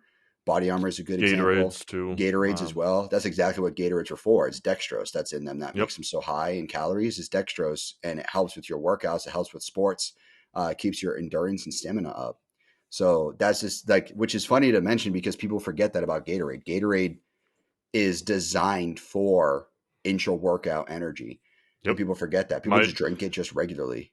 my coach has it in my workouts like specifically as an intra Yeah, because also balancing the budgetary restrictions that my lifestyle has. Like I can't afford to be buying the top tier intra workout powders or whatnot, yeah, so our alternative is just go spend $6 on a 12 pack of Gatorade. yeah, So yeah. Gatorade's very cheap for what it is. If you really think about it, as like an intra workout drink, it's very I cheap. will say though, for anybody who's considering using Gatorade as an intra workout, you can't get the zero sugar Gatorade options because when you take out the sugar aspect of the Gatorade, you lose all the carbs. There's like Yeah, one gram of carbs in there, I or mean they're smart for whatever it making is. it though. Yeah, absolutely. Yeah, they're targeted the people who just drink it like regularly, like just Yeah, for flavor, which is good. Like sometimes I crave a Gatorade. Like there's times where I crave a Gatorade and I buy the zero sugar one, yep. just for the flavor. But you also want to stay away from the frost ones too. Um, the different shape bottles, they're like kind of like an hourglass almost. Yeah, Those ones are just very high sugar. So you want to buy this specifically the G2s or the regular or just Gatorades. yeah, just regular standard Yeah, stuff. yeah, those, and if you read the label, one of the top ingredients is going to be dextrose, and that's the one that you want. I think there are sugars in it. There's a Um, lot of sugar in Gatorade, and that's yeah, the one downside for it, yes, or but artificially added. I'll say yes, but the dextrose is what you're getting it for. yes. But that's also where Body Armor came into play. Body Armor came into play as another alternative to that. It's more expensive, but you can also get you can get a bottle of Body Armor for roughly $1. Not the bigger bottles, but like one of the like the 16 ounces or whatever, 20 ounces, whatever they are. Yeah, if you have Um, like a wholesale near you, like BJ's or Costco or something like that, you can probably find pretty good bulk. Like around here, the BJ's price you can get pretty low prices for like the 16-ounce mhm. body armors. Yeah, I think Body Armor at Walmart, I think is $1 a bottle, something like that. I think it's lower if you go to a wholesale place like that, but I think but what's also good about Walmart is that you're not buying a case of it. You can buy individual bottles for $1. Yeah, So you can have different flavors, but that's where Body Armor came about, and that's where like Prime is trying to sit. Is they're like, oh, we're compared to Gatorade, we have all these different electrolytes, or no, they compare themselves to Liquid IV too. They're like, oh, compared to Liquid IV, blah blah blah, and it's like Prime is not really efficacious in any way. It's kind of like the opposite of Liquid IV. Like never the opposite, but like Liquid IV has its place, and they're kind of pushing towards sports a little bit, but it's not really kind of what people in sports or bodybuilding or anything use Liquid IV for. Um, for those that don't know, Liquid IV, drip drop, whatever you want to call it, whatever brand it is that you use, um, it helps with your body retaining water. So it's a powder that you mix into a drink. Sometimes they're pre-bottled. Um, it helps your body with. So you drink like let's say like a 16-ounce water bottle. If you put Liquid IV in there, that 16-ounce water bottle will make you feel like you've had water for a longer period of time. it's actually 24 ounces now. No. Yeah, whatever it is. But it's like it helps with dehydration. So if you're gonna be like for instance, if like let's say you have like a 2 hour game of something, whatever it is, and you have like a bottle of liquid IV prior to that, a bottle of water with some liquid IV, you're gonna not feel as dehydrated throughout that game or sport, whatever it is that you're playing, as you would have if you just drink regular water. But that's not to say that you shouldn't be drinking more water. It just helps you with not feeling dehydrated.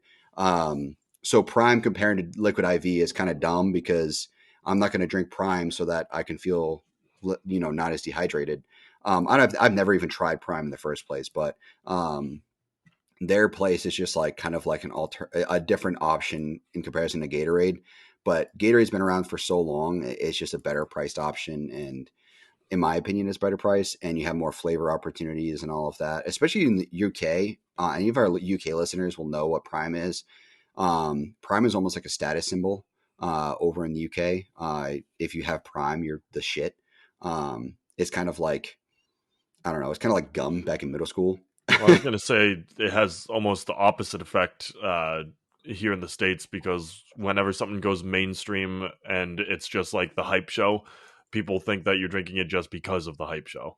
Yeah. Whereas like people doing what we're doing here, like when I drink Gatorade in my workout, I'm not doing it because I want to show people I'm drinking Gatorade. I want to do it because I'm specifically drinking the Gatorade for the different levels that I'm getting from it. It's so you just have to battle the mindset side of things. Yeah. And I mean, it just sucks that, I mean, so like Prime, I think is distributed and owned by an actual like energy drink, or not energy drink, like a bottling company. But I think like 20% of it is owned by Logan Paul and Kai. I think. So it's something like that percentage. I forget what it is. Or is it Kai? I forget his name. The UK KSI. guy. KSI. It's KSI. not Kai. Yeah. KSI.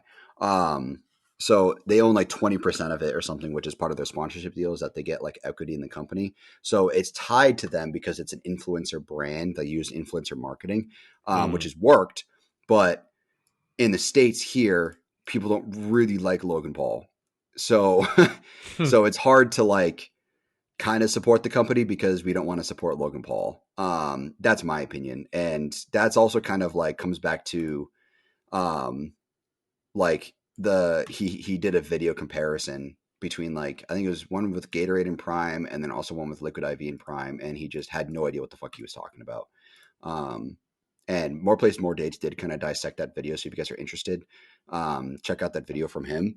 But it's none of it's really like as efficacious as they say it is, and the way they target it is they're like, oh, we have like 10 more milligrams of electrolytes or whatever in comparison to like liquid IV, but it's like the actual type of electrolytes is not as high quality or efficacious as like liquid IV is. Like there's a reason that they have that specific number.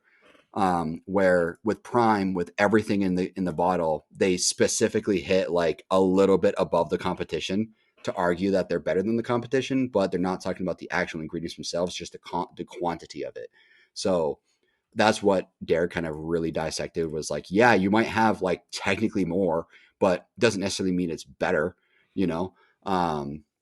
So, that's why I kind of stay away from Prime. The only reason I bought Prime energy drinks is because it's $1 a bottle or $1 a can at Vitamin Shop right now, which I take advantage of. Really, really good deal. At heart, we're still the bargain hunters. Yeah, I don't buy energy really. On occasion, I'll buy an energy drink, but I really just rely on the Vitamin Shop $1 deals, which are awesome. I love the $1 deals at Vitamin Shop. But yeah, Yeah, so I bought some of those. the only energy drink, I'll do one energy drink a week just on my Saturday nights when I'm with all the guys, just because I've had a long week of work, and Saturdays I'm getting my personal work done, and by the end of the day I'm with them from like 8 in the afternoon to midnight, and like that period of time is just a tough window to stay awake. So I do I'll do the rain energy, but I do the zero sugar thermogenic one that they have. Interesting that you picked the That's thermogenic one. Yeah. yeah, that's just the one that I mean, of course I'm reading every label, and I refuse to take in more artificial sugars than the Gatorade that I'm drinking. Like the Gatorade that I drink and I only have it on workouts, excuse me, has 35 grams of sugar, but well, between 33 and 35. Mm-hmm. And that's like the max I want to be intaking for like the entire day. Everything else Hmm. is tiered to not have any. Like a little bit of like, natural sugars. Like I'll have an apple at some point in the day. But for the most part, it's completely cut out. So this particular energy drink, like I know, all all the different energy drinks that are in the shelves, and I personally stay away from all C4 products just because I hate the hype train that's with C4. So I stay away, and also I've reacted badly to C4 workout or pre workout. So How I tend so? to. I just didn't get anything out of it. Like it wasn't Okay. like a negative reaction where I was like hurling. It was just I took it and it Uh-huh. was like, one, it tastes like shit, and two, it's like I'm not actually getting the either the spider tinglies or the focus or the pump that I want out of my workout. Hmm. Um, so I have my I have different pre workouts now that are way better. But yeah, I just when looking in the store, I saw all of them, and Rain was one I didn't know too much about, so I did a little bit of research, and their zero sugar option is pretty decent. So Yeah, I like Rain. They have really good flavors. yeah, I think they're just the pre-bottled shit. Like, um, I don't think they actually have like a powder. I think they started off as like a pre-bottled drink. But yeah, Rain's good. Why is it that you picked the thermogenic specifically well, before one, L? the zero sugar, and two, the can just looked cooler. If I'm being completely honest. Yeah, I mean, I personally I've always stayed away from the thermogenic just because I don't want increased body temperature whenever I drink an Yeah, energy drink. I don't want to like, but I like their flavors are really really good. Their orange dreamsicle is phenomenal. And I love their white gummy bear as well. That one's really really good. Um, but yeah, I mean, I just get the $1 bottles when they have the sale. They had one from a brand called Lost and Found recently, which is it tastes really good. The only problem with Lost and Found for some reason is that they put a lot of like color dye, like food dye, in the drinks to make the color of the drink, like the liquid, the actual color of the flavor. So yeah. like, but like it makes no sense because it's in a like non see through can. So like, what's the point? You know? So that's the only problem that I have with that brand specifically. But um, yeah, I love the zero sugar energy drinks. The caffeine also helps a lot, like I've said with my ADD. So that helps a lot with for me, and that's why I drink a lot of coffee. Not a lot, I guess, like a couple mugs a day, and then like I usually have like one energy drink, and then I have my pre workout. For me, the C4 pre-bottled pre-workout is actually not bad. The regular C4 has a little bit of beta alanine in it, so that's fine for like a leg day. Like legs, I have to stay away from any sort of pump pre-workout, so I don't mind like the C4 pre-bottled for that. But their C4 Ultimate's not bad. It's just the regular C4 that's way overhyped. The C4 Ultimate's like the only actually like efficacious pre-workout that they have, in my opinion. Um, but that's that's a whole nother conversation. But yeah, pre-bottled and energy drinks, I like how they're going in the direction of zero sugar. It's good. I'm really happy that they're doing that. And that's kind of where Bang came from. Bang kind of started it, which started from a bet, a lost bet, apparently, is what the rumor is. What, the Um, company started with a lost bet? yeah, so the actual brand is shit, what's the actual brand? I forget what it's called. There's an actual it's like the brand that owns Bang has other um let me look it up. Has other um, supplements as well. Let me see who owns it. The guy who owns Bain owns that company. I think it's VPX. Is it VPS? VPX, I think. Um, so it's an actual brand, or like company that owns the brands. So Bang came about supposedly because the guy who owned Bang like lost a bet, and to like make up the money he had to come up with like a new source of income because Redline, which is the pre-bottled company that is for like pre-workout, um is Redline Extreme was like their only product. So he's like, I need another source of income to make up for this bet, supposedly. This is what I heard, supposedly. So he made Bang and had like a few flavors come out, and then it just fucking skyrocketed into the stratosphere as far as like popularity goes, because it was zero sugar, like basically no calorie, and it was extremely sweet. So um, people were buying it because it was a great alternative to what they were having before. So that would be like sugared energy drinks. So it was just the newest thing on the market. Um, but yeah, that's kind of where it came about, which is a funny story. But it is owned by a bigger company, which is called VPX. Um, Hey, wanna bang? JK, my name's Kyle. that's so dumb. Of course, it's to Kyle. But they did lose like a 1 point something billion-dollar lawsuit to Monster, because they're claiming that the owner kept claiming that the super creatine was reversing mental retardation. Oh, Um, gee. so Monster sued them like into the fucking oblivion. They ended up winning like over $1 billion from it, and that's how they're able to create their hard drink, Monster's like hard alcohol drink. Um, I didn't know that they so made that. yeah, so it's not super readily available. That's only like 4 or 5 states that has it. But I was talking to one of the salespeople about it, That's and like the OG Four Locos. It was an essentially, energy yeah, drink. Yeah. yeah. That's why it's only approved in a few states so far, but they're trying to get more. But back in September last year, I was talking to someone about it, and he said, yeah, they're about to win the case. They're going to get awarded like $1 billion or something, and he said they're going to put that money into finishing up the alcohol drink. Um, and that's exactly what happened. I think it came out in December or something, but yeah, it's just like a seltzer essentially that's mixed with their energy drinks. Um, but yeah, it's pretty cool. Pretty good situation for Monster specifically for them to win that, but it really almost like killed Bang entirely. So um, Lesson, kids. The drink that you drink does not affect your mental state, or not your yeah, mental state, your mental. Uh, retardation. yeah, that. Jesus Christ. Yeah, he was like, it's gonna reverse mental retardation. They're suing him. He's like, I didn't mean it like reverse. He's like, I meant like slow it down. It's like, dude, the fuck are you talking about? There's no proof of any of that. Super creatine's not even a thing. It's like, um, 100% that dude is friends with Theo Vaughn and just takes what that dude says as gospel, even though Theo Vaughn's like just a goof.